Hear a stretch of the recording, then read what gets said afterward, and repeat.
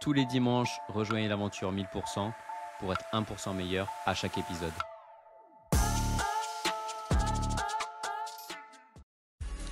Écouter des podcasts, c'est bien, mais vivre un événement, c'est encore mieux. L'équipe de 1000% a eu le plaisir de participer à l'édition 2025 à Lyon du Sommet d'Hypersanté. C'est l'événement référent sur la longévité, un lieu, mais aussi un moment exceptionnel pour rencontrer des gens inspirants et qui nous tirent vers le haut. L'opportunité de rencontrer des experts, des médecins, des chercheurs, des entrepreneurs dans le domaine de la longévité, mais aussi des passionnés comme vous et moi. C'est vraiment une expérience à 1000% autour d'un objectif commun, vivre mieux et plus longtemps. On se donne rendez-vous au sommet de l'hypersanté en 2026. On voudrait remercier notre partenaire Féroce. Saviez-vous que notre alimentation moderne est jusqu'à 4 fois moins nutritive que celle de nos ancêtres? Pourtant, le foie de bœuf est l'un des aliments les plus riches de la planète. Seulement 7 grammes suffisent à couvrir une grande partie de nos besoins en vitamines et minéraux. Le problème, nous avons perdu l'habitude d'en consommer. C'est là que Féroce intervient avec son haché révolutionnaire. Un mélange savoureux de 80% de viande de bœuf nourrie à l'herbe et 20% d'abat. Pas de compromis sur la qualité, chaque lot est testé en laboratoire pour garantir sa richesse en micronutriments et oméga 3, tout en restant exempt de polluants comme les métaux lourds ou pesticides. Ça régale. Dans le cadre de notre partenariat, la marque offre aux auditeurs 4 steaks 3 étoiles avec votre première commande de haché féroce. Pour en profiter, il suffit de l'ajouter à votre panier et d'utiliser le code 1000% sur la page de paiement. Lien et code en description. Bonjour à tout le monde, bienvenue pour ce nouvel épisode de 1000%, accompagné de Vincent de la team 1000%. Comment ça va Vincent, en forme? Bah, ouais, en forme et très content d'être là. Ben nickel, on va essayer de profiter aujourd'hui encore, de se régaler et de vous apprendre. On va parler de MMA. On a la chance de recevoir Delphine aujourd'hui. On va parler de pas mal d'aspects, que ce soit sur l'entraînement, le mental, mais également ce que les sports de combat peuvent apporter dans la vie en règle générale. Donc déjà, Delphine, un grand merci d'être présente avec nous aujourd'hui et on va te laisser te présenter pour les auditeurs qui ne te connaissent pas. Bah, merci à vous pour l'invitation. Donc, je suis Delphine Benouet, je suis combattante professionnelle de MMA. J'ai commencé en amateur, j'étais en équipe de France et j'ai fini ma carrière amateur par un titre de vice-championne du monde. Ensuite, j'ai voulu passer professionnelle et voilà. J'ai toujours fait, enfin non, j'ai pas toujours fait, j'ai toujours fait du sport. Et les sports de combat sont arrivés assez tardivement dans ma vie, mais j'ai toujours aimé ça. Bah, justement, est-ce Voilà. que tu peux nous raconter un peu ton parcours sportif, quand ça a débuté et comment ça a évolué? Oui, oui. Alors, bah, au début, quand j'étais petite, je touchais vraiment à tous les sports. Je faisais 2 sports chaque année et mes parents, ils voulaient qu'à la fin de l'année, j'en garde un et j'en change un. Donc j'ai vraiment touché à tout, la gym, le basket, le foot, le rugby, l'athlétisme, j'ai vraiment tout fait et ensuite, j'ai fait beaucoup d'athlétisme au lycée. Je faisais du 400-800 et j'en ai eu un petit peu marre de courir et j'ai voulu tester, d'autres sports. J'ai fait de la danse, j'ai fait de l'escalade, du parcours et ensuite, j'ai découvert le grappling et j'ai vraiment, bah, super bien accroché avec, le grappling. Donc j'ai fait beaucoup de compétitions, je suis rentrée en équipe de France de grappling et après, en fait, je suis prof de PS à côté. Je venais d'avoir mon concours et comme, juste après avoir eu mon il y a 2 concours pour être prof de PS, tu as le CAPEPS. C'est le concours d'ouverture pour, avoir le droit d'être prof et ensuite tu as l'agrégation. C'est un concours qui te permet, bah, d'être payé plus, mais de travailler moins. Comme ça, tu peux aussi donner des cours à la fac, enfin, ça t'ouvre un peu plus de portes. Donc en fait, dès que j'ai fini mon premier concours, j'ai tout de suite embrayé avec le deuxième. Et du coup, c'est un travail monstre parce que tu as entre 30 et 50 places selon les années, mais le nombre de candidats, il est juste fou. Des fois, tu as jusqu'à 5000 candidats. Donc, c'est énormément de travail et du coup, pendant cette année-là, j'ai zappé de faire mes vœux pour, savoir où tu allais être, mutée, à la fin de l'année et je me suis retrouvée super loin de mon club de grappling. Je me suis retrouvée à Évry, dans le 91 et du coup, bah, j'ai changé de sport comme ça, en fait, un peu, parce que, comme une bolosse, j'ai laissé passer la date, pour postuler enfin pour faire mes vœux, et je me suis retrouvée à un endroit où personne ne voulait aller, en gros. Et tu l'as eu la grecque là? Ça a l'air sympa quand même, hein? C'est, payer plus pour travailler moins, ça? C'est ça. Et oui, je l'ai eu. En fait, j'ai enchaîné les 2. C'est assez rare, d'enchaîner les 2 parce que, bah, c'est en fait, tu as un mémoire à faire pendant ton année de CAPEPS, tu as beaucoup de travail quand même à rendre.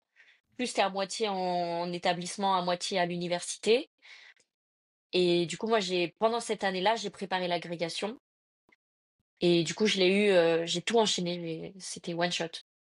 Donc, tu as commencé par le grappling, mais pourquoi le grappling justement et pas un autre sport? Après, tu as fait du 400 et du 800, donc je comprends pourquoi tu as arrêté parce que c'est horrible. Il faut avoir Ouais, un gros ouais, mental déjà vraiment. pour faire ça. Et pourquoi le grappling et pourquoi pas un autre sport comme le judo par exemple, des choses plus courantes entre guillemets? Qu'est-ce qui t'a amené vers le grappling? Bah, au début, en fait, j'ai une copine qui voulait qu'on teste, le JJB, et on s'est retrouvés dans un club de Muay Thai. Enfin, elle a fait n'importe quoi sur le cours d'essai et elle est même pas venue. Donc moi, je me suis retrouvée à faire, du Muay Thai dans un club, et à ce club, j'aimais pas trop le striking, mais à ce club-là, j'ai rencontré, des grappleurs qui étaient, vraiment, super gentils, bah, Dao, il s'appelle, et Fabien Brochetel, qui avait le club, Infinity, qui est à Nanterre. Donc j'ai voulu tester le grappling juste parce qu'en vrai, je l'ai trouvé gentil. Et bah, j'ai testé et j'ai adoré ça. Leur pédagogie, elle est ouf.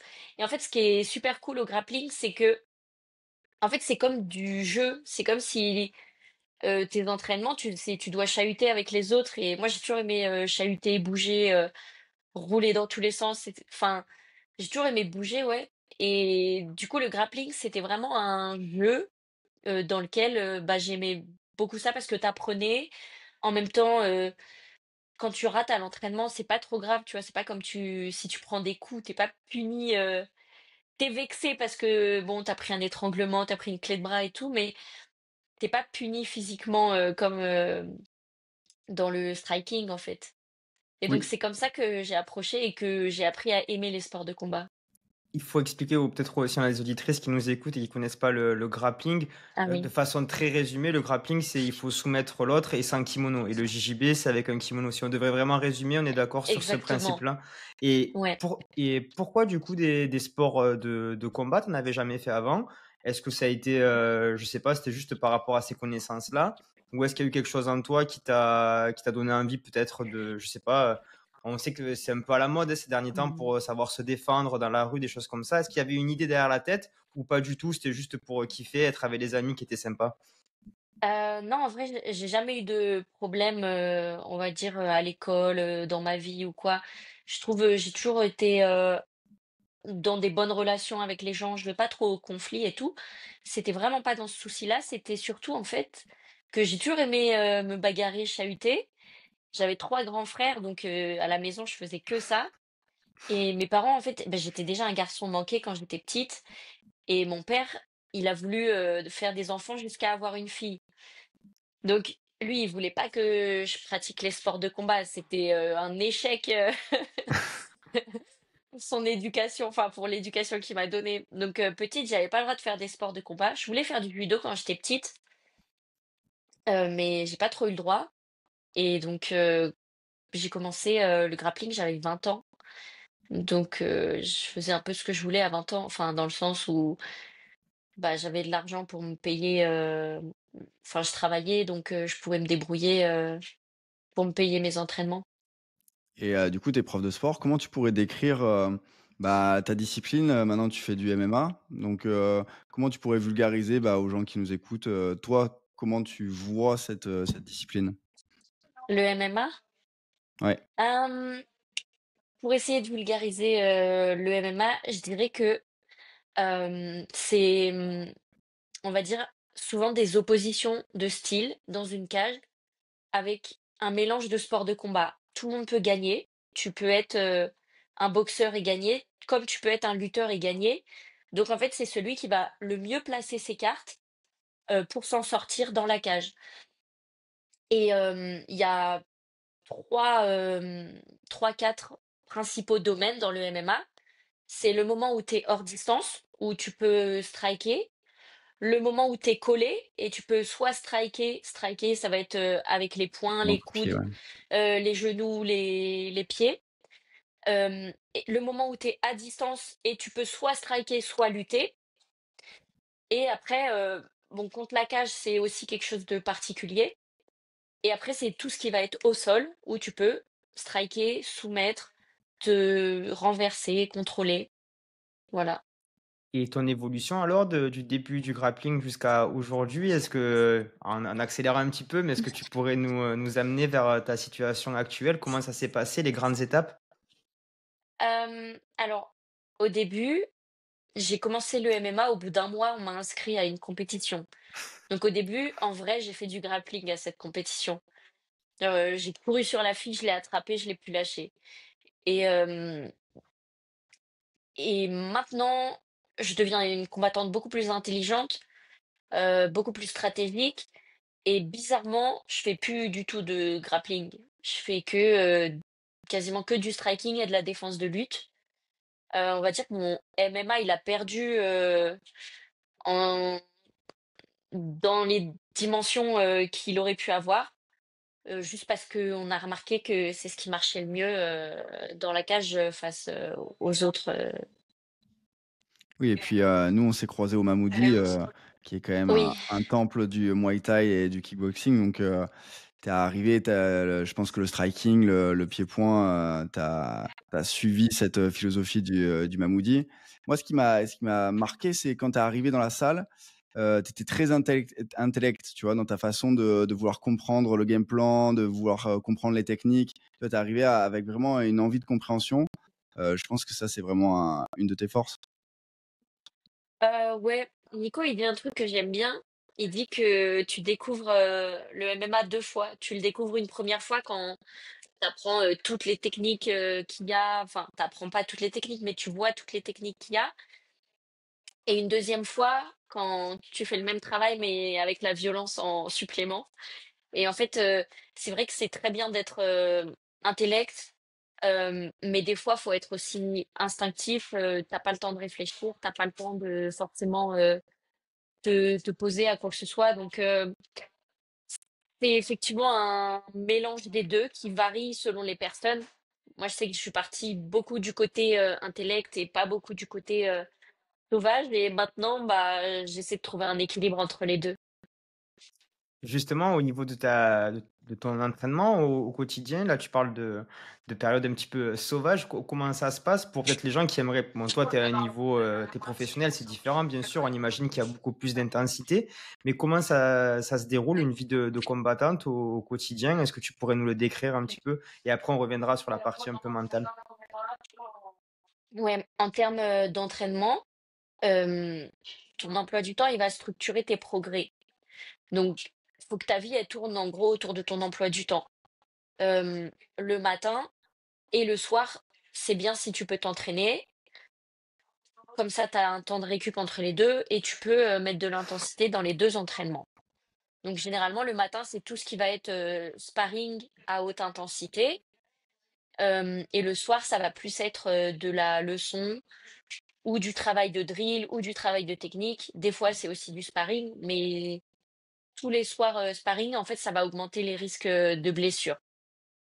Et en général, moi, pour répartir mes entraînements dans la semaine, au début de la semaine, avec mes coachs, on met tout ce qui est accidentogène parce que j'ai eu un peu plus de temps pour me reposer le week-end. Donc, le lundi matin, je fais du MMA, du sparring. Le lundi soir, je fais de la lutte, c'est du sparring aussi. Le mardi matin, je fais de la prépa. Le mardi soir, je fais de la boxe anglaise, c'est de la technique, c'est l'entraînement un peu cool. Euh, Mercredi matin, sparring de MMA. Mercredi soir, généralement, s'il y a aussi de la technique d'anglaise. Jeudi matin, soit j'ai du cardio, soit je me repose. Et du coup, jeudi soir, si j'ai eu le cardio le matin, ça va être des thèmes d'anglaise. Et si je me suis reposée, ça va être du sparring d'anglaise. Euh, et ensuite, vendredi, c'est du sparring light en MMA le matin. Et le soir, c'est du thème en anglaise. Et après, le samedi après-midi, j'ai grappling, sparring. Et dimanche repos quand même? Est-ce qu'il y a un jour Ouais, off quand c'est même? ça.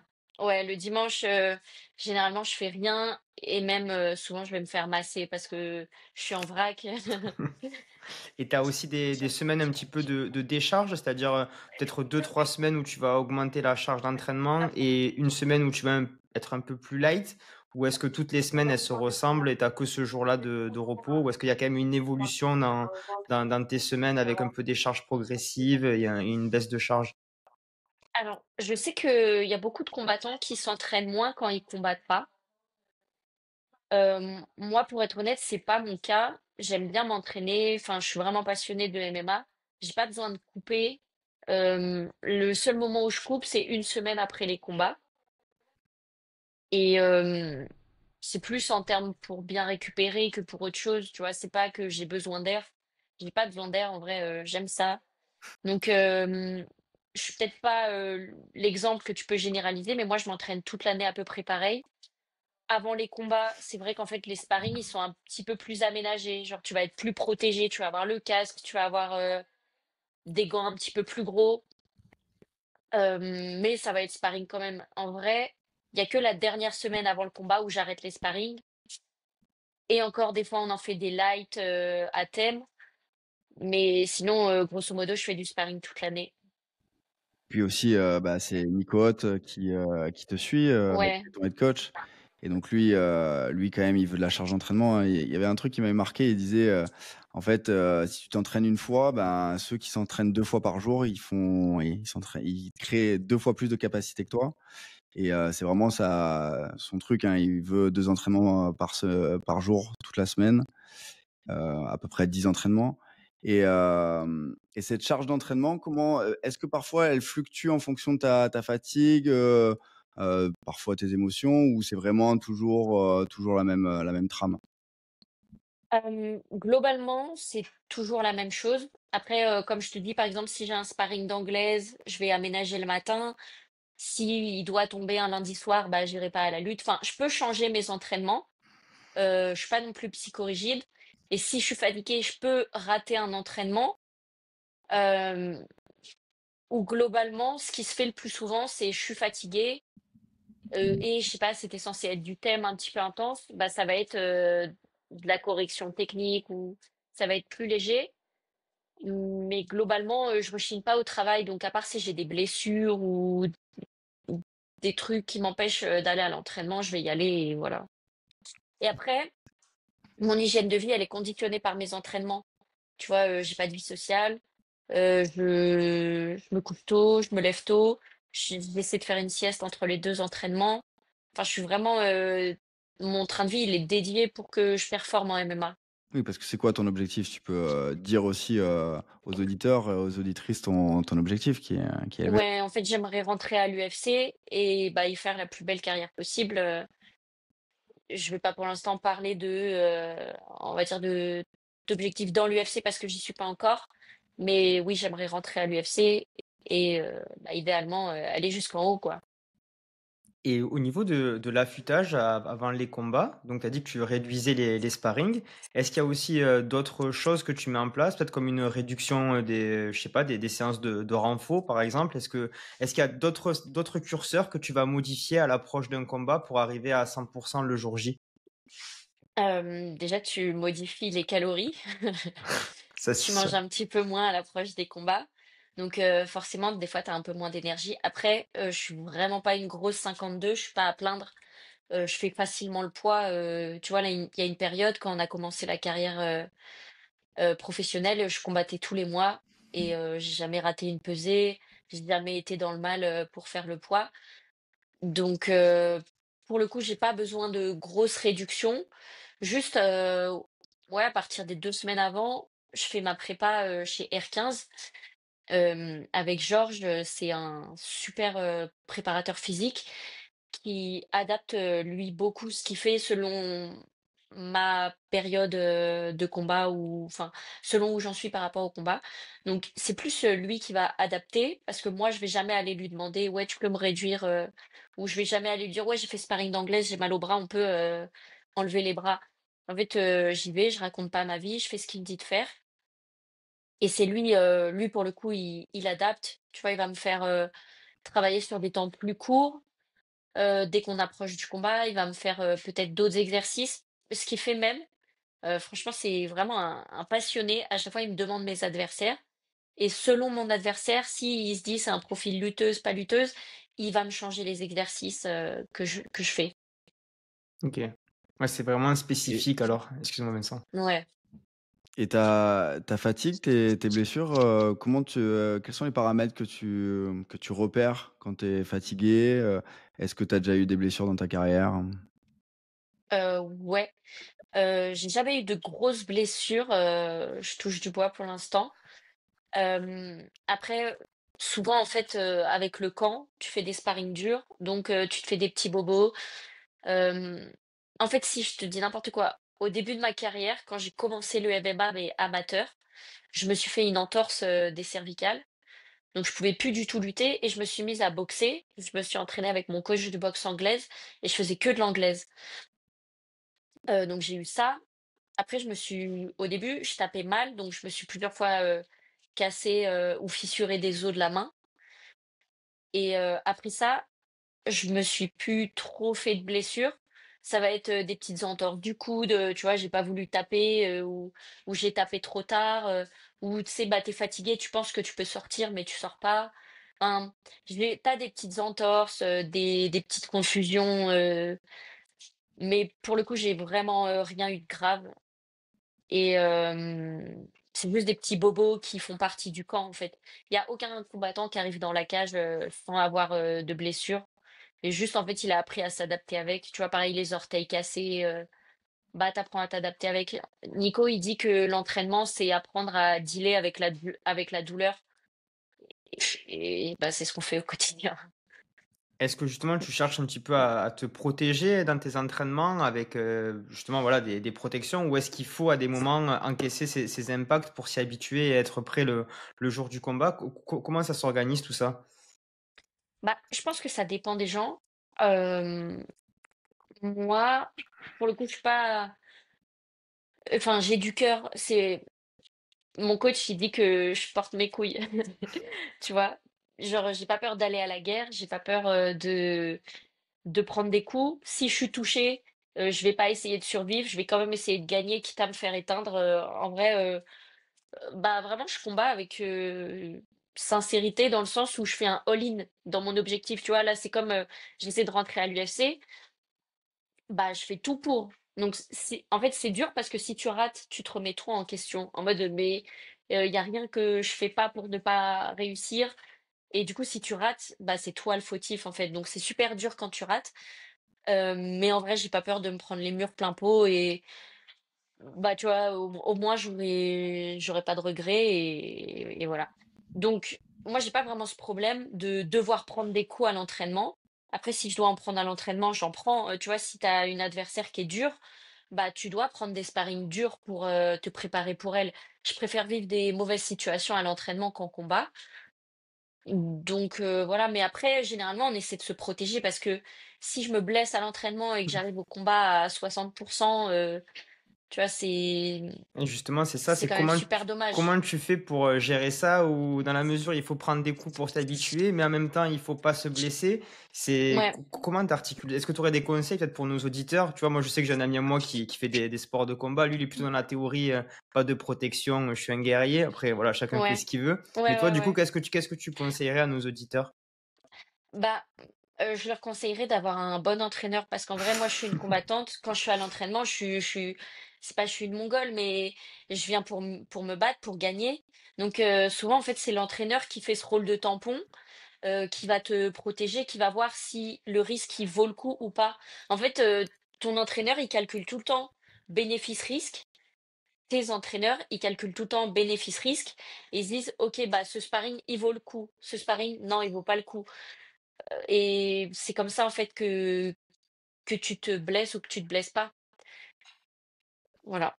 Et, en t'écoutant, je sais pas Alexandre, mais on voit que tu es animé, on voit que tu as vraiment un esprit de combattante. Tu vois, le fait de résister à la douleur, le fait, de te diriger vers ton objectif quelles sont tes qualités de mentalité pour être, une combattante, tu vois? Comment tu définirais, la combattante? Bah, je dirais que le premier truc, c'est d'être discipliné. Si t'es pas discipliné, il y a un moment où soit tu vas te blesser, soit tu vas abandonner. Enfin, faut être résilient parce que, bah, surtout pour une fille, tu vois? T'es une fille, ça veut dire beaucoup de ton temps, tu le passes contre des garçons qui ont plus de force que toi, qui vont possiblement, te mettre la misère. Enfin, moi, je tourne beaucoup avec des combattants pros et bah, je perds beaucoup de mes entraînements. On s'en fiche de gagner ou perdre à l'entraînement, mais dans l'idée, je perds un nombre de rounds qui est énorme sur la semaine.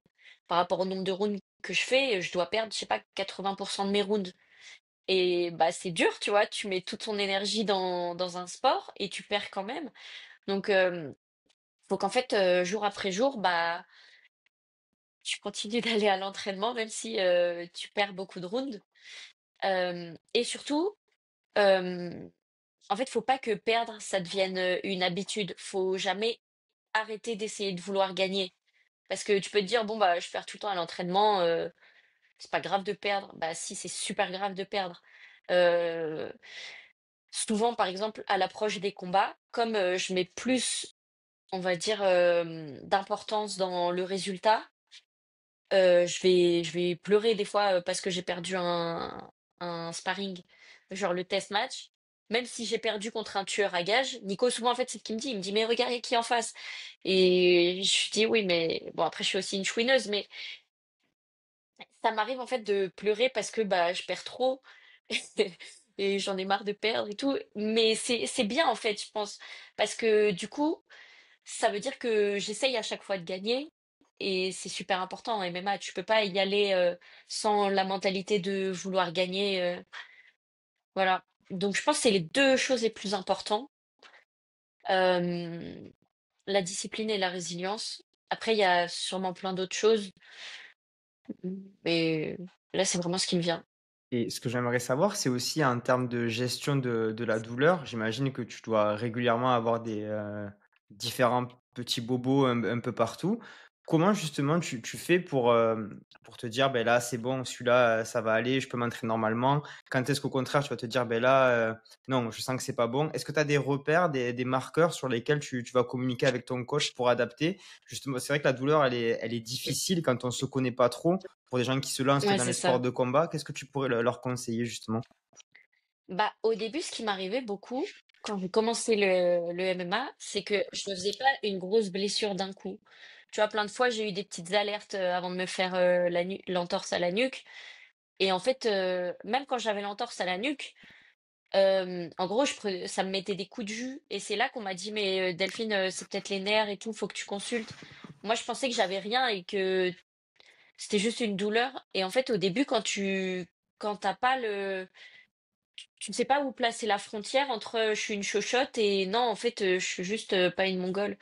Donc c'est vrai qu'au début, c'est dur et petit à petit, bah, souvent, en fait, tu as mal quelque part.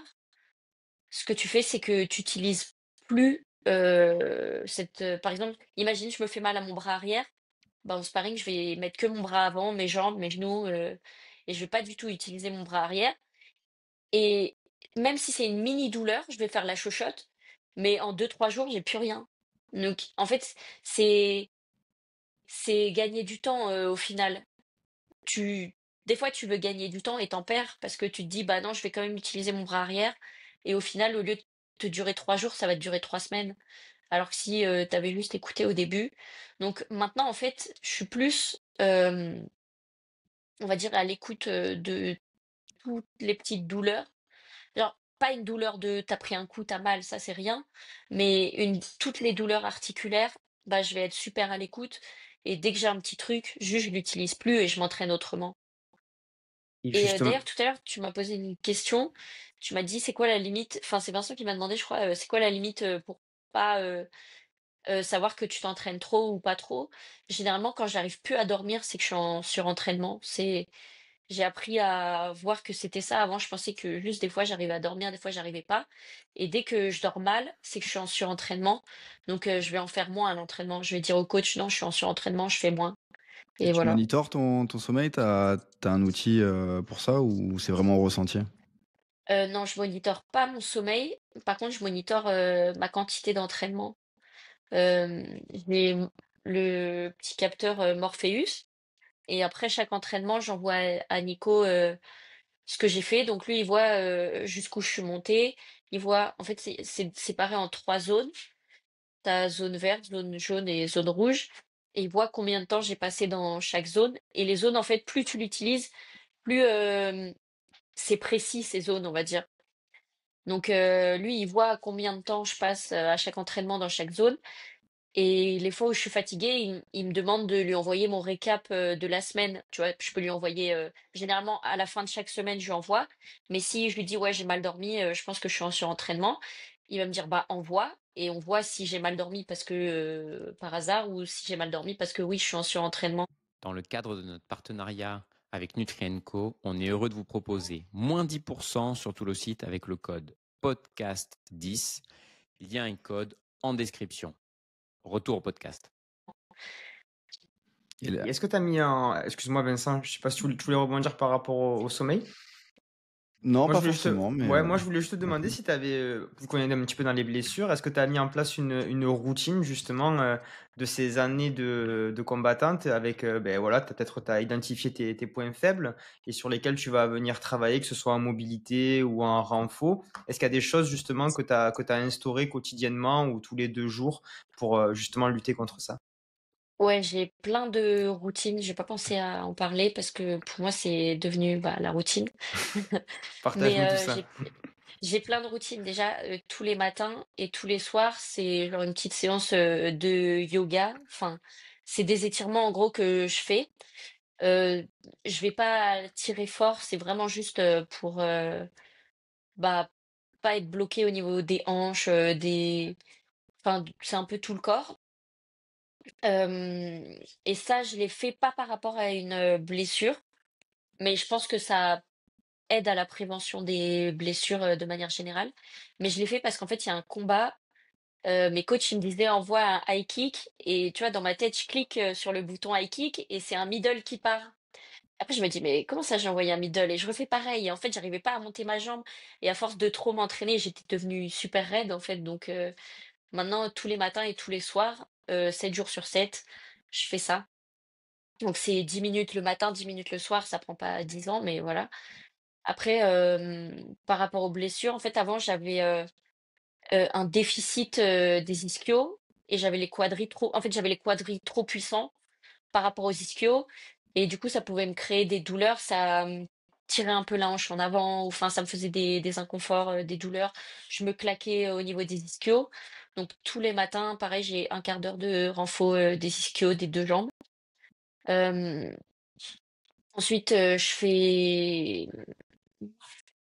de la roulette, les abdos.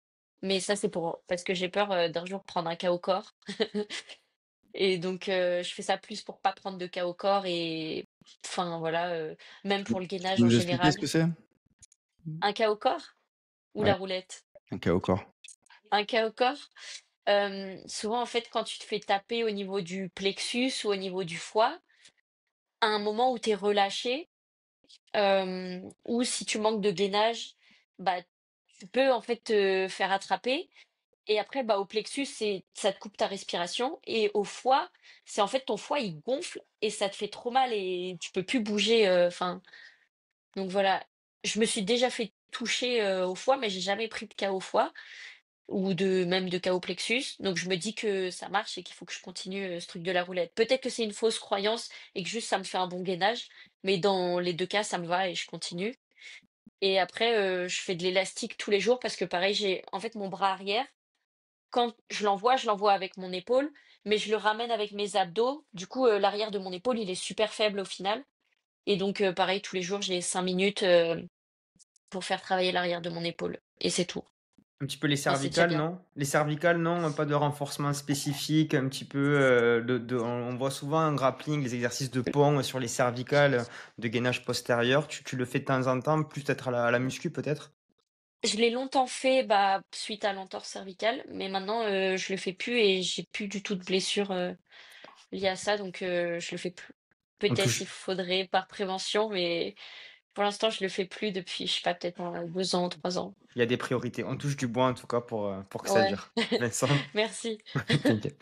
Et ouais, moi, c'est vraiment ce parallèle avec, on dirait que ta vie de combattante, c'est le concentré d'une vie, normale. Faut être discipliné, faut être résilient, faut, faire face aux douleurs, et est-ce que peut-être tu pourrais nous faire un petit pont sur, l'anxiété ou le stress qui monte avant un combat? Le fait de d'affronter quelqu'un aussi, c'est particulier, voilà, nous faire un petit point sur ça. Ouais, je sais bah, pareil, je pense que je suis pas le reflet de la norme pour ça.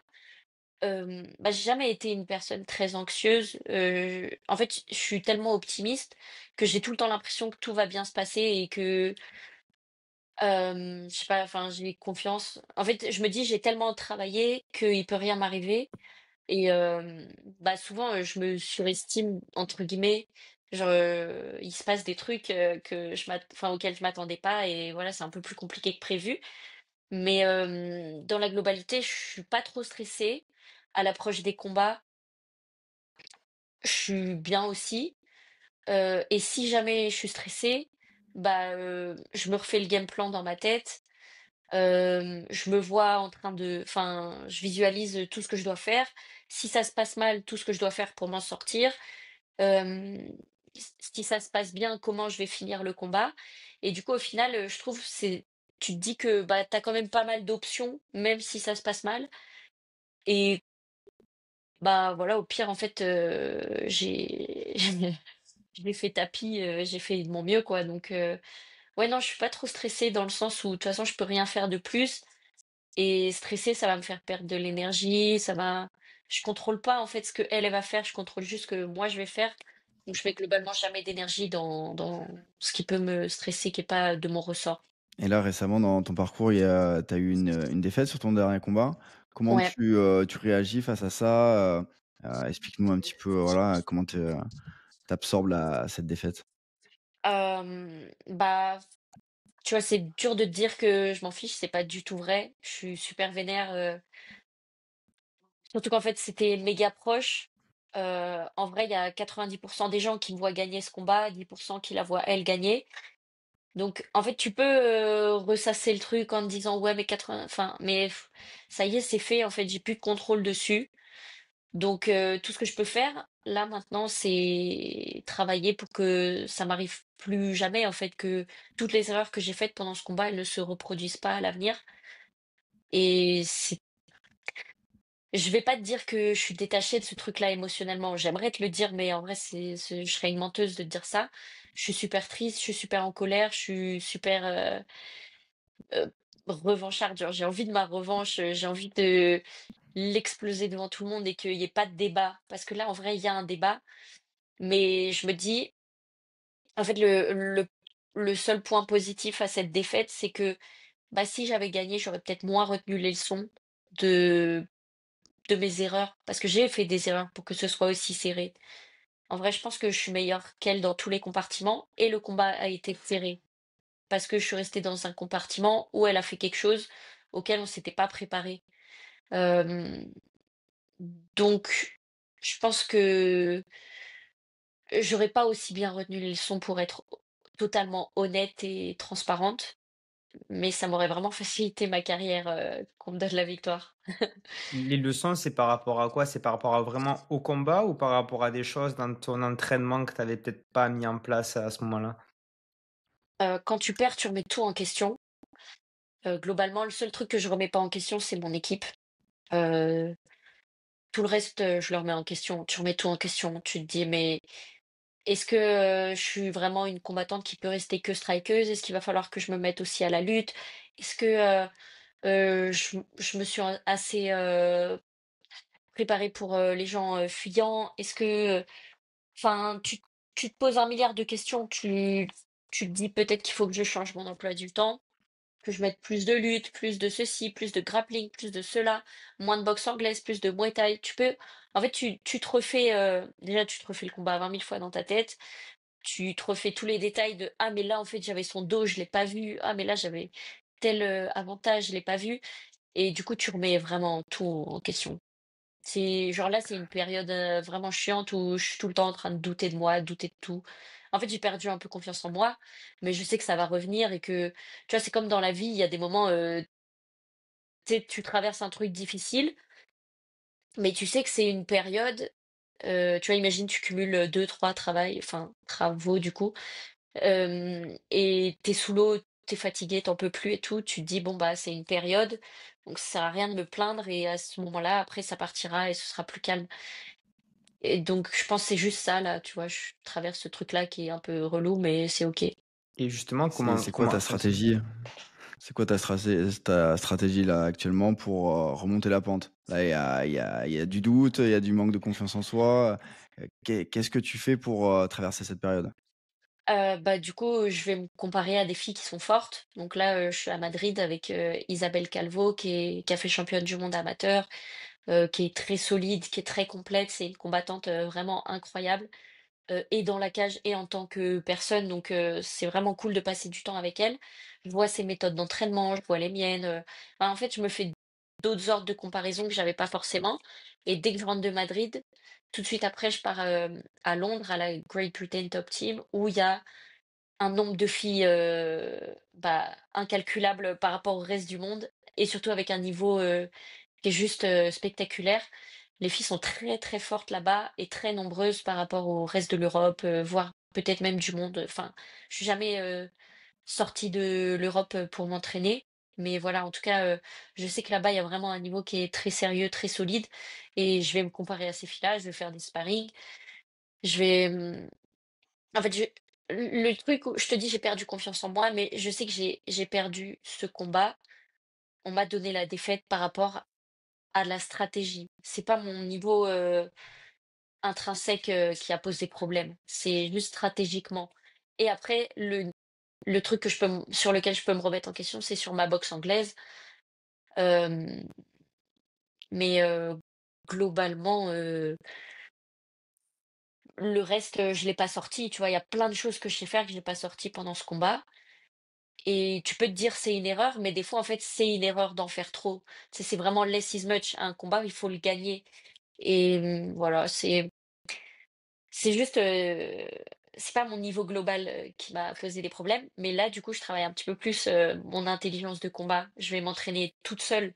Là, il y a pas mes coachs avec moi, donc c'est à moi de prendre les bonnes décisions pour gagner.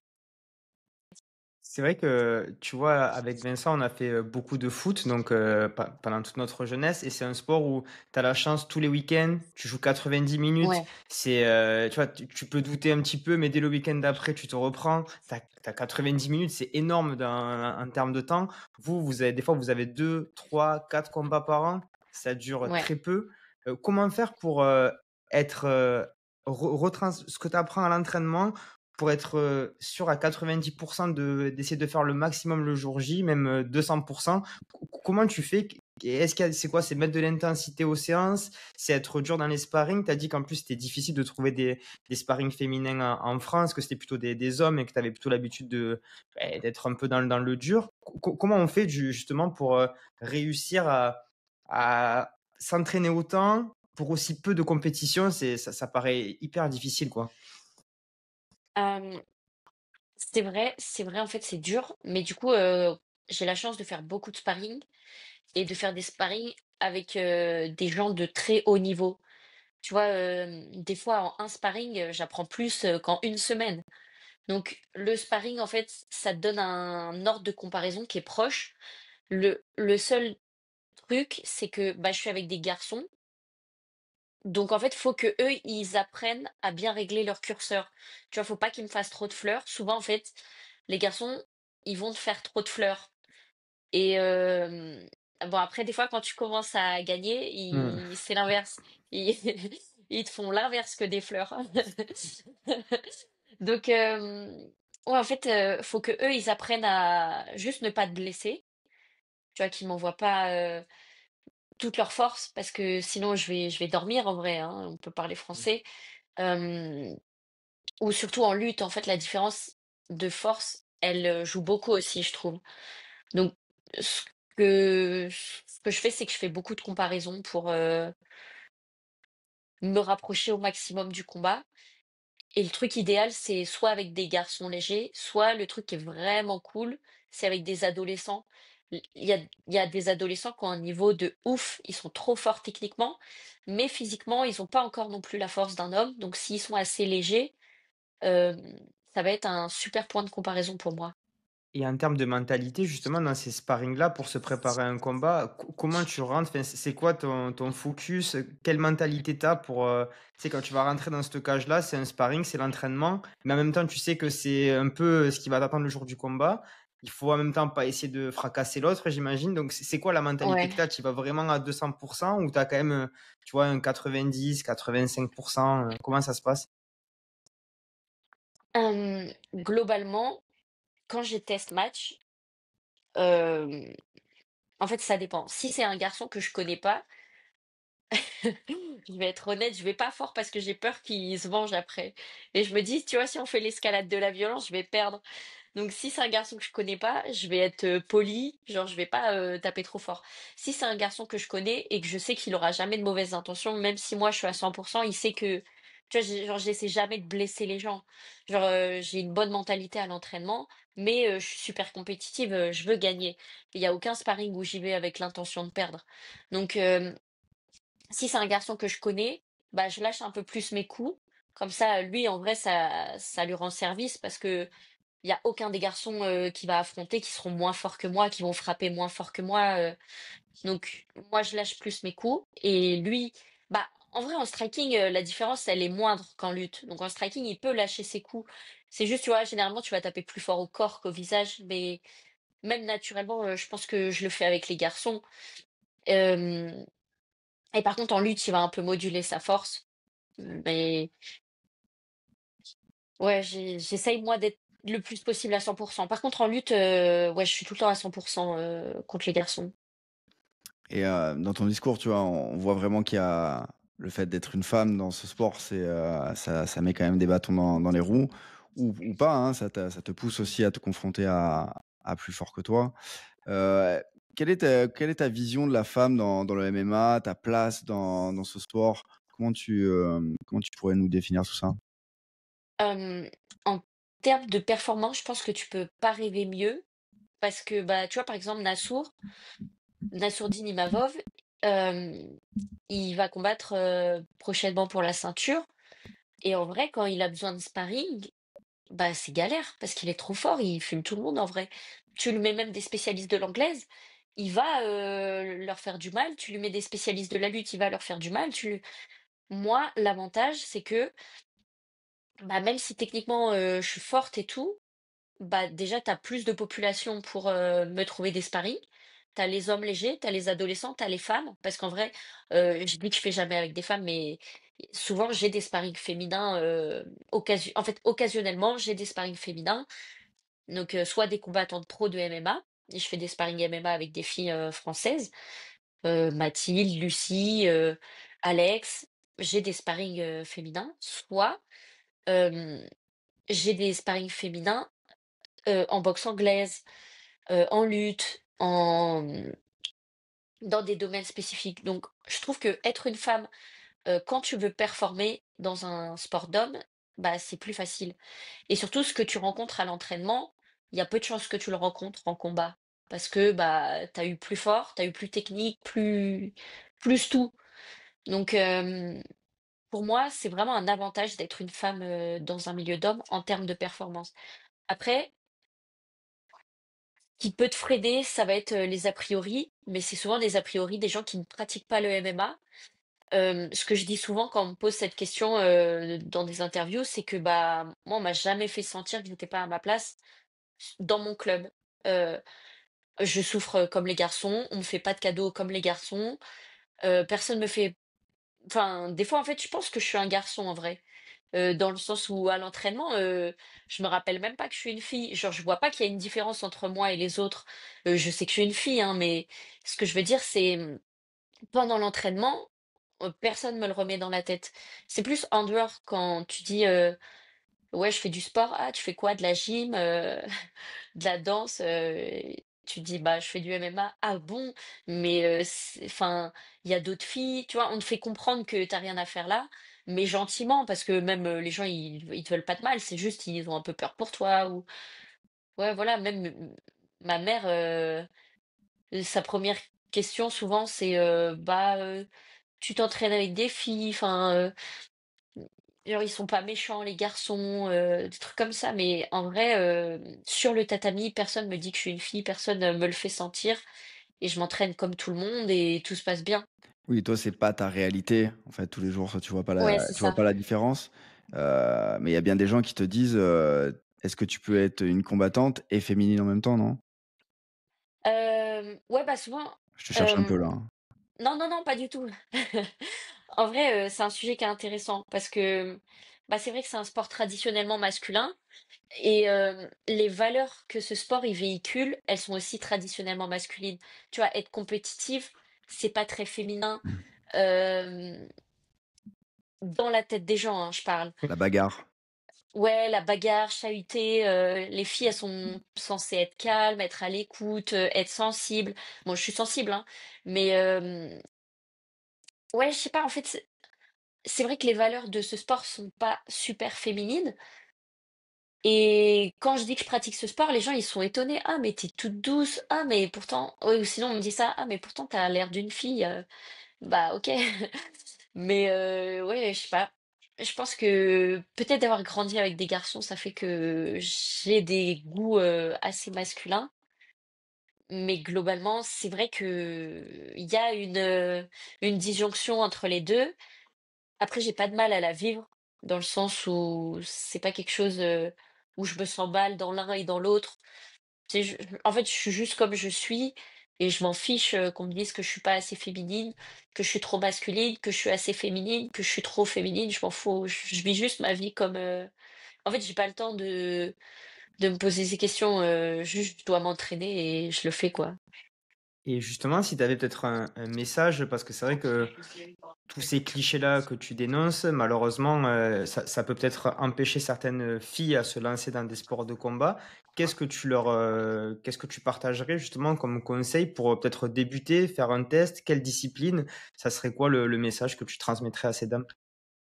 Bah, il y a 2 freins, en fait, qui vont empêcher, les filles de s'inscrire dans des clubs. Le 1er, c'est qu'elles ont peur de pas être avec d'autres filles.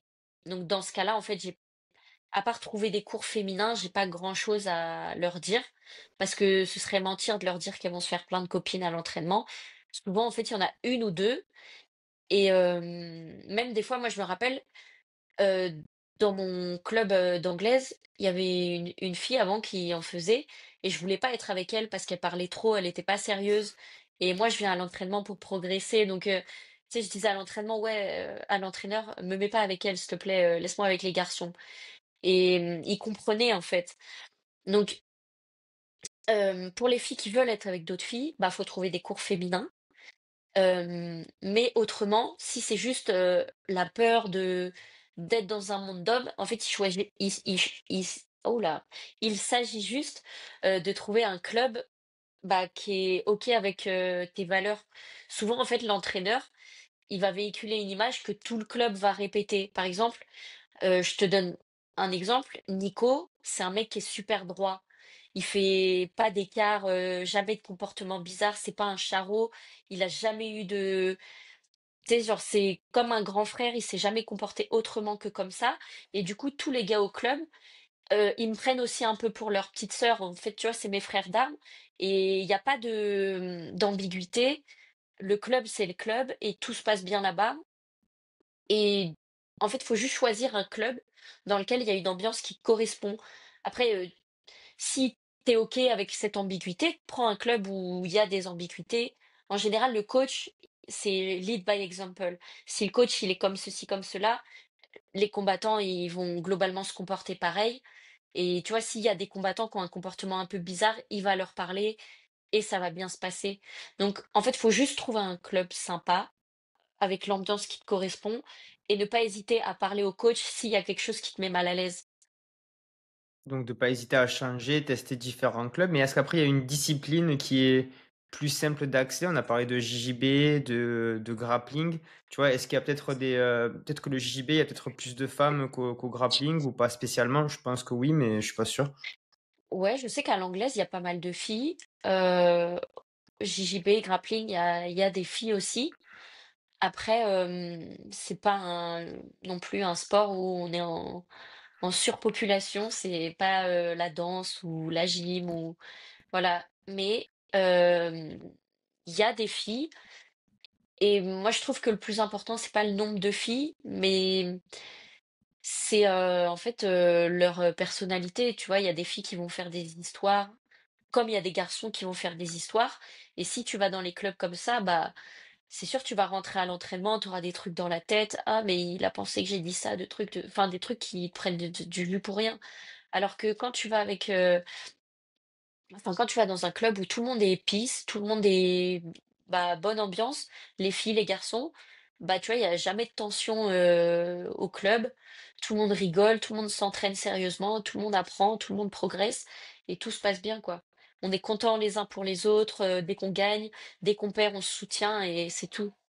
Ouais, ce que je voulais dire, c'est, bah, moi, j'ai vécu au Mamoudy 2 ans, bah, c'est comme une famille, tu vois? Et je suppose Ouais, c'est qu'il y ça. a tous les clubs, comme ça, tu t'appartiens à un groupe et ça, c'est puissant, comment tu pourrais convaincre, les femmes ou les filles, de passer au MMA ou dans un sport de combat, quelles sont les qualités que ça forge? Bah, je pense qu'en fait, ça te donne, une confiance en toi qui est super importante, parce que tu es constamment en train de te dépasser. Tu Quand tu prends du recul, en gros, je me dis: «Mais moi, là, j'ai accompli des choses, je me pensais même pas capable d'accomplir la moitié» et tu vois, je les ai pas accomplies, dans la difficulté, je les ai accomplies dans la bonne humeur, enfin, c'est que des bons moments, des bons souvenirs. Donc je pense qu'en fait, ça te donne, une confiance en toi, ça te fait traverser des épreuves qui sont pas dramatiques, dans le sens où, bah, tu gagnes, tu perds, le lendemain, la terre, elle se réveille de la même façon. Tu vas pas perdre ta maman, tu vas pas perdre enfin, tu vois? Tout le monde, sera pareil demain. Juste, c'est des super hautes émotions que tu vis et qui te font grandir, qui te font mûrir, qui te font, bah, prendre confiance en toi parce que tu vois que tu es capable de plein de choses que la société, te refuse, traditionnellement et en fait, bah, quand tu es une fille, tu es aussi forte qu'un garçon, pas physiquement, mais techniquement dans ce que tu proposes. Là, tu parles de confiance en soi. Est-ce que tu as des exemples, de personnes pour qui le MMA, peut-être pas forcément à haut niveau, hein, mais qui auraient changé un petit peu, sa façon de voir le monde? Et surtout qu'on sait en ce moment malheureusement qu'il y a certaines filles le soir qui ont parfois peur, tu vois, de rentrer seules. Est-ce que pour toi, ça peut être une raison intéressante de se lancer pour gagner un petit peu confiance en soi? Ou est-ce que c'est voir un peu se lancer pour de mauvaises raisons? Est-ce que tu vois, ou est-ce que ça peut avoir du sens? Et comment tu te places par rapport à ça? C'est difficile comme question, je sais, mais est-ce que certaines filles, on pourrait lui dire, ben regarde, moi je connais elle, elle avait pas confiance. Maintenant, elle arrive à rentrer le soir chez elle, il y a aucun souci, tout se passe bien, et ça a changé sa vie. Est-ce que tu as des exemples concrets comme ça ou pas? Bah, déjà, je pense que tu dis: «Ouais, c'est peut-être une mauvaise raison pour commencer». Je pense qu'il y a pas de mauvaise raison pour commencer. En vrai, tu commences, c'est super bien. Tu vois, bon après, bon, s'il y a des mauvaises raisons pour commencer, tu peux commencer pour te venger de ta voisine qui fait trop de bruit ou quoi, mais globalement, en vrai, tu que des bonnes raisons de commencer parce que le résultat et ce que ça va t'apporter, c'est trop bien. Donc je pense qu'en fait, peu importe, la raison pour laquelle tu commences, faut commencer. Hem et déjà tu sortiras plus le soir si tu fais vraiment du MMA parce que après tu seras fatigué le lendemain. Tu vas finir l'entraînement, tu vas rentrer, tu vas te coucher. Mais oui, c'est sûr que ça donne confiance. Heu, En fait, déjà, tu vas être, comment dire? Ton quotidien, c'est de gérer des situations de stress, de gérer des situations difficiles, de gérer entre guillemets des puzzles auquel tu dois, aménager les pièces, pour t'en sortir. Donc globalement, quand il y a quelqu'un qui vient et tu captes, que genre il vient pour te poser des problèmes, tu vas rester calme et tu vas juste, désamorcer le truc. Souvent, en fait, tu peux désamorcer, plein de situations. Je dis pas toutes, hein, bien sûr, mais souvent, je sais pas, quelqu'un il vient, pour te draguer un peu lourd ou pour t'approcher ou quoi, bah, tu peux, le remettre à sa place gentiment ou, tu sais, dire un truc genre, écoute, enfin, je sais pas, peu importe, ça dépend vraiment de la situation, mais tu peux vraiment désamorcer le truc sans même utiliser la violence et après, en fait, toi, dans ta tête, tu sais que tu as l'option de la violence si jamais, tu désamorces pas le truc. Mais globalement, tu vois, souvent, tu es en mode: «Beh, frère, viens, on se dispute pas, tu rentres chez toi, je rentre chez moi et puis on dépense pas d'énergie pour ça», tu vois? Et ça se passe plutôt bien, les 3 quarts du temps. Tu sais, tu pas de mauvaises intentions, tu veux juste rentrer chez toi et les gens, ils te laissent.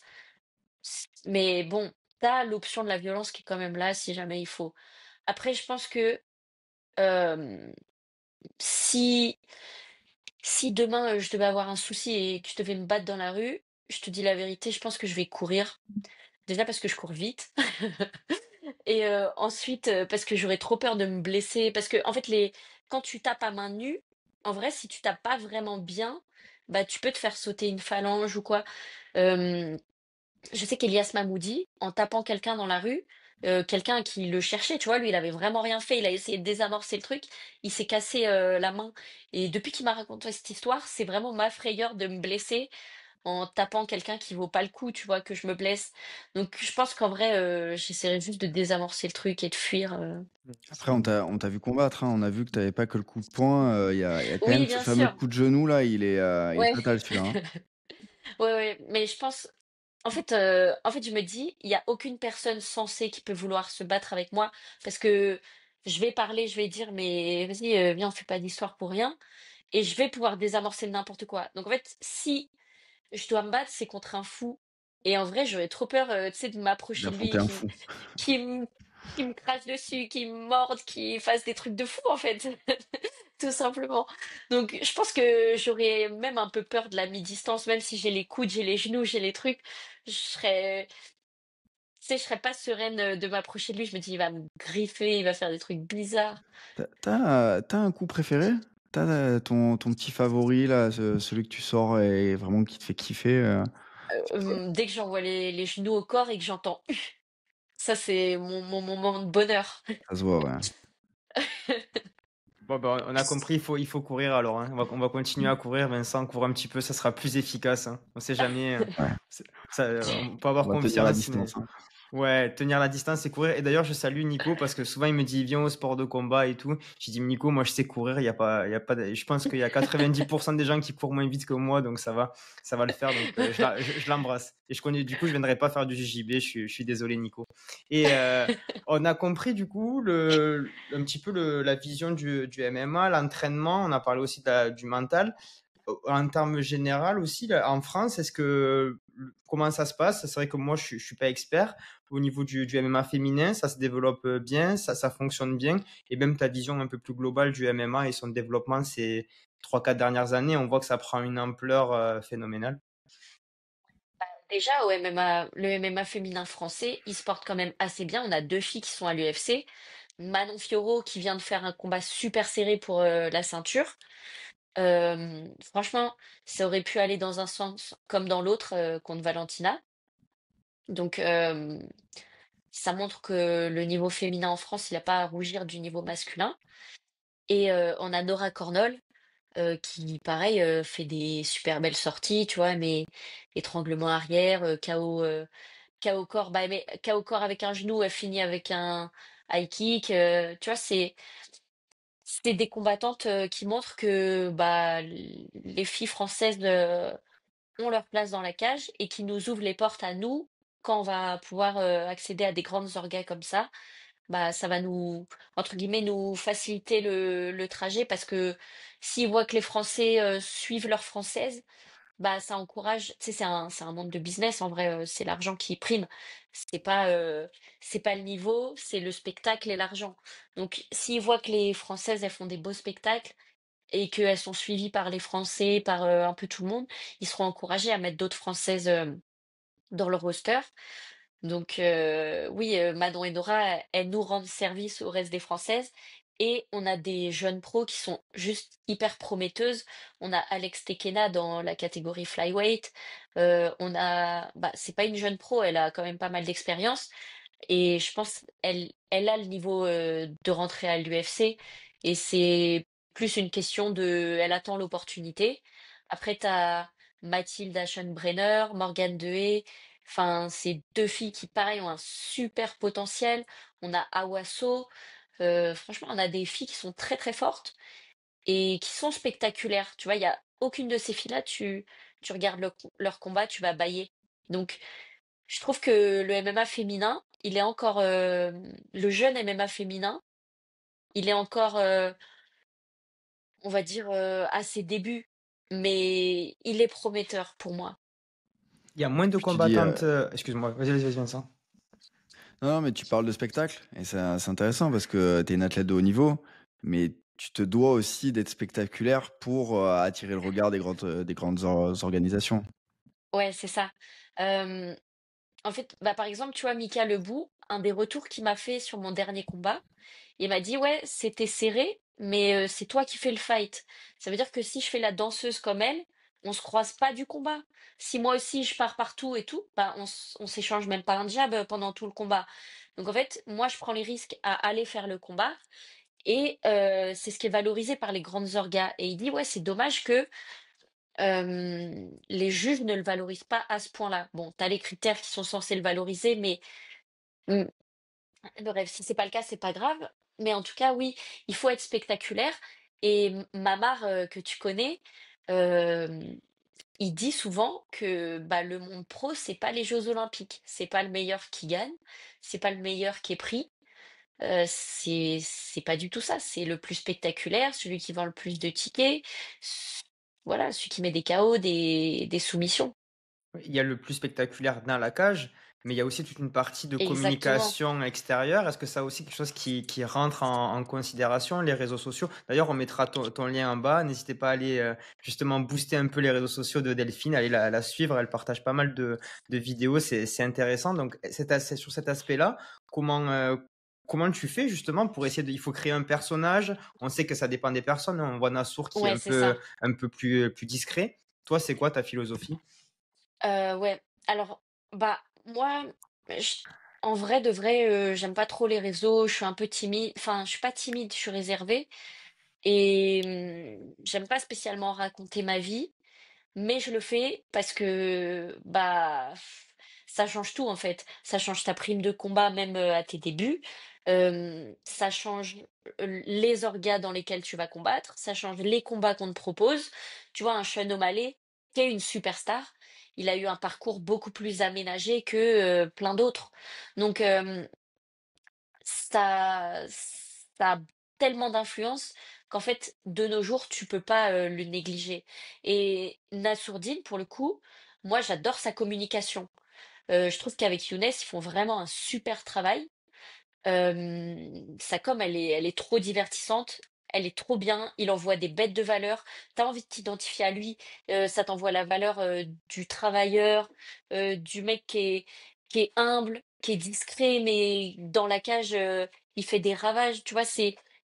Pour moi, c'est pas l'image idéale du combattant, mais presque. Tu vois? Et pareil, un Benoît Saint-Denis, j'adore ce qu'il envoie, et il est méga naturel. En fait, quand tu le connais, il est dans la cage, enfin, il est sur les réseaux comme, dans la vie. C'est vraiment lui, tu vois? C'est un mec plein de valeurs, qui charbonne, qui a pas peur de qui est dur au mal, qui a pas peur de faire des efforts, qui a pas peur, de se cramer, d'être dans le rouge. C'est vraiment ça, en fait et ce que moi, j'ai une agent d'image qui est juste, formidable. Elle s'appelle Clémentine et c'est ce qu'elle fait comme travail avec moi, c'est qu'on essaye de faire sortir ma personnalité sur les réseaux, mais sans la changer, tu vois? Je me fais pas passer pour quelqu'un d'autre. Je suis juste naturelle et je montre ce que je veux montrer. Tu vois? Genre, je fais pas par exemple, je fais pas la fille sexy, sur les réseaux parce que c'est pas ma personnalité. Je fais pas la mongole sur les réseaux parce que, bah, je suis un peu une gogole, mais tu vois, genre, je suis pas, je sais pas comment dire, par exemple, je vais pas faire, des fautes, quand je parle exprès pour, me faire remarquer. En fait, je me dis juste: «Je me fais remarquer dans la cage en performant», parce que c'est quand même le critère numéro un. Si tu performes dans la cage, déjà, il y a beaucoup de gens qui vont te connaître et si en plus, ils voient que tu as une personnalité à laquelle ils ont envie de s'identifier, c'est là qu'ils vont te suivre. Mais, si, tu vois, les on a envie de s'identifier à toi, mais que tu es nul dans la cage, bah, les gens en vrai, ils vont pas te suivre Ouais, et voilà. c'est dur. On voit Nassour justement qui a des difficultés à avoir ce fameux combat Ouais, pour le titre, alors qu'il le mérite. Enfin, oui, de amplement. notre avis, je pense qu'il le mérite. Et on voit Benoît Saint-Denis qui est peut-être un peu plus showman quand même Ouais. dans sa communication, je pense. C'est vrai que ça doit être difficile. Est-ce que déjà, je sais pas, c'est peut-être une question un petit peu, je sais pas, sensible, mais est-ce que vous préparez un discours à la fin du combat déjà en amont pour la communication, pour préparer les futurs combats, ou est-ce que c'est trop compliqué, on reste focus sur le combat? Est-ce que tu vois, tu prépares un peu ton discours, c'est au cas où tu Mmh. gagnes, pour déjà aller chercher quelqu'un, ou tu vois, avoir justement sur les Vous réseaux, faire un peu le buzz derrière? Est-ce que c'est quelque chose vous qui avez des maintenant, coachs ouais, de trash est-ce talk. c'est de la communication tout simplement? Est-ce qu'il y a tu n'es pas obligé de répondre, hein, franchement, il n'y a aucun souci par rapport à ça. Mais moi, de ce que j'imagine, je pense que, vu le professionnalisme qu'il y a, je pense que tout est codifié et qu'il y a quand même une trame où déjà on sait qui on va chercher derrière. Et après, c'est normal, de toute façon, c'est un métier. Le but, c'est de promouvoir des combats C'est le aussi. Donc, show. ça fait partie du jeu. Ouais. Ouais. Alors, bah, je te réponds pour ma part. Hmm. Moi, je sais que je prévois pas mes discours parce que, en fait, je suis tellement occupée à préparer mon combat que je me dis mettre de l'énergie dans la préparation d'un discours que tu sais même pas s'il va arriver. Hmm. T'espères qu'il va arriver, tu vois. T'espères que tu vas claquer un KO et lâcher une bête de punchline et wow, tu vas enflammer tout le monde. Mais en vrai, t'es, enfin, t'es pas sûr. Donc, viens, prépare-toi sur le combat et ton discours, en vrai, personne va l'écouter, tout le monde s'en fout. Tu vas dire des trucs, c'est cool, mais sur le coup, tu vas sortir, enfin, tu vas dire ce que tu as sur le cœur. Et après, c'est vrai que les call out, je pense, c'est bien si tu les. Moi, je suis pas à un niveau pour faire des call out, mais quand tu es à l'UFC, je pense que c'est bien de préparer tes call out. Euh, Ça fait monter la sauce, ça va faire monter les montants qui vont être mis derrière. Donc, ouais, je pense que c'est intéressant au niveau UFC. Après, hors du niveau UFC, en vrai, concentre-toi sur tes combats, tu vois.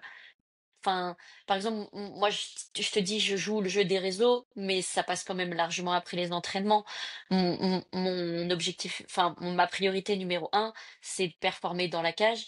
Donc, c'est de bien m'entraîner, de bien manger, de bien dormir, de bien me reposer. Les réseaux, c'est un truc que je le fais si j'ai du temps en plus. C'est pas, voilà. Mais c'est vrai que c'est un business, tu gagnes ta vie avec ça. Donc le trash talk, tous les réseaux, ça fait partie du jeu, Ouais, mais ouais. aussi dans le game plan. Parce que si tu finis ton adversaire avec un high kick plutôt qu'à la décision, le spectacle est pas le même aussi. Ouais, le spectacle n'est pas le même, la bourse possiblement n'est pas la Et même. ouais. Et ouais, en fait, quand tu es en professionnel, si tu veux te préparer en professionnel, bah faut mettre le spectacle dans ton game plan. Tu vois, par exemple, il y a un gars, dès que je le vois combattre, je sais que je peux sortir les pop-corns. Il s'appelle Mazri Amar. Il était en équipe de France, c'est un jeune pro. Et franchement, mais son style de combat, c'est le feu d'artifice. C'est ça peut aller dans tous les sens. Genre, c'est un ouf, il est fort partout et il est grave décomplexé en combat. À tout moment, peu importe ce qui s'est passé avant, où en est la gestion du rapport de force, il peut envoyer un coup de pied sauter retourner, genre sans se préoccuper de est-ce qu'il va me saisir et tout. Parce qu'en gros, on va dire, faire le show, c'est bien, mais les conséquences, elles coûtent cher si tu te rates. Donc, il y a des gens, ils osent pas faire le show. Moi, je sais que je suis pas trop dans le show, genre je fais que les basiques. Je vais pas faire des trucs méga impressionnants, mais du coup, je mets le rythme pour que les gens ils s'ennuient pas. Euh, et voilà, ouais, ça dépend, je pense, de chaque combattant. Et par rapport au trash talk, j'avais vu, il y avait un combattant, je me rappelle plus c'est lequel, je me demande si c'est pas Alvarez, qui faisait son trash talk avec ChatGPT. Je trouvais ça trop malin, trop drôle. Efficace. Pourquoi Ouais, pas, grave. hein. Ouais, bah écoute, si ça marche. Ben ouais, à Et puis fond. pareil, je pense qu'il y a des gens qui sont à l'aise avec le trash talk. Et il y en a, en fait, ça va juste leur rajouter une pression et ça va les empêcher de faire les choses. Moi, je pense que je suis ni l'un ni l'autre. En vrai, je m'en fiche. Ce que je dis souvent, c'est bah si la fille elle veut me trash talk, je vais répondre. Après, si elle veut qu'on fasse le truc en mode respect, bah on fera le show dans la cage, tu vois, c'est pas grave. Bien sûr. Et juste sur le MMA français, est-ce qu'on va réussir à avoir une ceinture? Est-ce que enfin on va en avoir un premier ou une première dans un futur proche? On sait qu'il y a Cyril là qui va combattre bientôt. Peut-être Nassour, Ouais, on ne sait pas encore s'il va pouvoir combattre. ouais, ouais, ouais. S'il y avait une pièce à mettre, on la mettrait sur qui à ton avis, Delphine? Tu m'as dit Cyril il combat avant Nassour? Ben Nassour, c'est pas officiel, hein. Enfin, je pense pas il aura pas, je Ah pense, ouais, le title, hein. Enfin, pour l'instant, ouais, c'est pas ouais. encore fait. Bah pour moi, sur les deux, il y a une pièce à mettre. Sur les Je pense deux? que ouais, Cyril, je pense qu'il va gagner contre Aspinal. Bon après, peut-être je suis pas T'es pas objective, neutre. mais moi je le vois gagner contre Aspinal et j'espère qu'il va le foudroyer. Et Nassour, franchement, si demain il y a le combat, je mets 100 balles sur Nassour. Allez, mais on prend les paris alors. Ouais, Vincent, est-ce que vraiment, t'as... enfin, je pense qu'il a vraiment la trempe d'un champion. Il fait Surtout, tout ils se pour. connaissent bien, ils ont déjà sparé ensemble avec Ils se Shimaev. connaissent pas bien, mais oui, ils ont déjà fait une séance de lutte ensemble. Ils se respectent beaucoup, donc ça va être un beau fight avec des belles valeurs et voilà quoi. Bien sûr. Vincent, est-ce Et, que t'as euh, une dernière et question peut-être? ouais, bah, c'est plus pour toi, Delphine. Voilà, l'objectif est clair. Road to UFC. Qu'est-ce qui te manque pour y rentrer? Et, euh, et qu'est-ce qui te manque pour aller chercher la ceinture? Parce qu'on parle de ceinture, mais why not rêver et que tu ailles chercher la ceinture de l'UFC, hein? Ouais, ouais, ouais. Bah, qu'est-ce qui me manque pour rentrer à l'UFC? Là, en fait, normalement, si je gagnais mon combat, j'aurais pu y rentrer à partir de décembre. Parce que comme je te dis, je suis une 52 légère, ça veut dire que n'importe quel short notice, tu me préviens une semaine avant, je vais faire le poids sans difficulté. Donc là, il me faut deux belles victoires avec la manière, avec un KO, avec un finish, avec une masterclass. Et ensuite, je pense que je suis pas loin.